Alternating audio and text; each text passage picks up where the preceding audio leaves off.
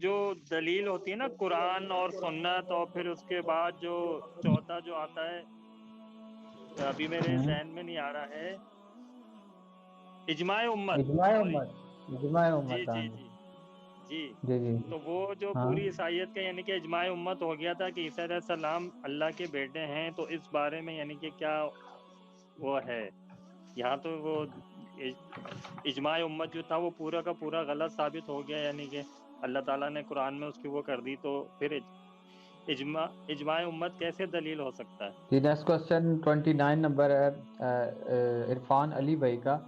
پوری سید کا اجماع اس بات پہ ہے کہ حضرت عیسیٰ علیہ السلام نعوذ باللہ اللہ تعالیٰ کے بیٹے ہیں، تو پھر اجماع امت کیسے حجت ہو سکتا ہے؟ اجماع امت رسول اللہ کی امت میں حجت ہے، اگلی امتوں میں اجماع امت حجت نہیں تھا، کیونکہ وہاں پہ جب بگاڑ آتا تھا تو نیا نبی آ جاتا تھا۔ آپ کو کس نے کہہ دیا کہ اجماع امت کی بات کر رہے ہیں نا، اجماع امت عیسیٰ یا اجماع امت موسیٰ کی تو بات ہی نہیں ہو رہی ہے۔ 70,000 لوگ تو صرف حضرت موسیٰ علیہ السلام صرف کوہ طور پہ گئے تو انہوں نے بچڑے کو رب مان لیا تھا، 70,000 صحابہ تھے وہ۔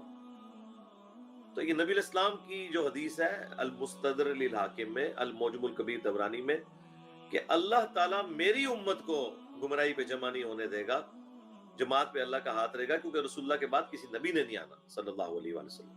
اگر یہ امت گمراہ ہو جاتی تو اس کو ہدایت کہاں سے ملتی؟ اس وجہ سے اللہ تعالیٰ نے دو آپ کو چیزیں ایسی دے دی ہیں، ایک آپ کی کتاب محفوظ ہوگی قرآن، اور اس میں امپلائڈ ہے کہ اس کو سپورٹیو سنت اور احادیث بھی محفوظ ہے، اور دوسرا امت کا اجماع جو اس کو ٹرانسفر کرے گا۔ اور اجماع کا مطلب یہ ہے کہ پوری امت کی ایک رائے ہو اس معاملے میں، جیسا کہ پوری امت کی رائے ایک ہے کہ نمازیں 5 ہیں، پوری امت کی رائے ایک ہے کہ فجر کے 2 فرض، ظہر کے 4، عصر کے 4، 3 مغرب کے اور 4 عشاء کے ہیں۔ پوری امت کا اجماع ہے کہ حج کرنے کے لیے آپ نے بغداد شریف، اجمیر شریف، بریلی شریف، دیوبند شریف، نجف شریف، کربلا شریف نہیں جانا، مکہ شریف جانا ہے۔ وہ جو نجف اور کربلا کو مکہ مدینے کے بعد سب سے بڑا حرم مانتے ہیں، وہ بھی حج کرنے کے لیے مکہ شریف ہی جاتے ہیں، ٹھیک ہے، وہ بھی کعبے کے 7 پھیرے ہی لیتے ہیں۔ تو یہ ہے اجماع۔ نماز آپ نے قبلہ رخ کھڑے ہو کے پڑھنی ہے، یہ ہے اجماع۔ اور نماز کی بیسک سٹرکچر کے اوپر بھی اجماع ہے کہ ہر رکعت میں پہلے قیام ہوگا، قیام کے بعد رکوع، رکوع کے بعد سیدھا کھڑا ہونا، ہر رکعت میں 2 سجدے، 2 سجدوں کے درمیان بیٹھنا، 2 رکعتوں کے بعد بیٹھنا، اور مغرب کی رکعت ہے تو تیسری رکعت میں بیٹھ کے سلام پھیرنا، یا سلام کے بغیر خروج بسنئی کے ذریعے، جس طرح اہل تشیع حضرات کے نزدیک تو سلام پھیرنا بھی اور دوسرے طریقے سے بھی اللہ اکبر کہہ کے بھی نماز کو مکمل کرنا، اس کے اوپر اجماع ہے کہ نماز مکمل کرنی ہے آپ نے کسی طریقے سے۔ تو بھائی اجماع یہ ہے، یہ نہیں ہے چند بندے بند کمرے میں بیٹھ کے اجماع کر لیں گے جی ہم نے کعبے میں 4 مصلے ڈال لیے اس پہ اجماع ہو گیا، یعنی امت کی جمعیت کو توڑ دیا، اس پہ اجماع کر لیا۔ تو اب کدھر گیا اجتماع؟ وہ اجتماع تو مر گیا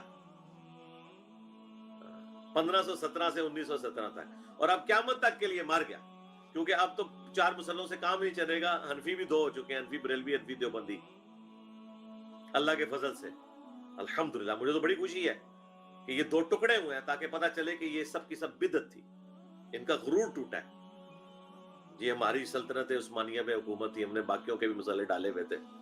باقیوں کے کہاں سے ڈالے ہوئے تھے آپ نے؟ شیعہ کو تو کوئی مسئلہ نہیں دیا ہوا تھا، اہل سنت میں بھی جو اہل حدیث تھے ان کو تو کوئی مسئلہ نہیں دیا ہوا تھا آپ نے۔ تو دیکھو اللہ تعالیٰ نے اٹھا کے اسے جو ہے نا وہ بحر عرب کے اندر پھینک دیے تمہارے سارے مسئلے، قیامت تک کے لیے ختم، فینش، الحمدللہ۔ ہماری ویڈیوز کے بعد آپ بھول جائیں، آپ ویسے ہی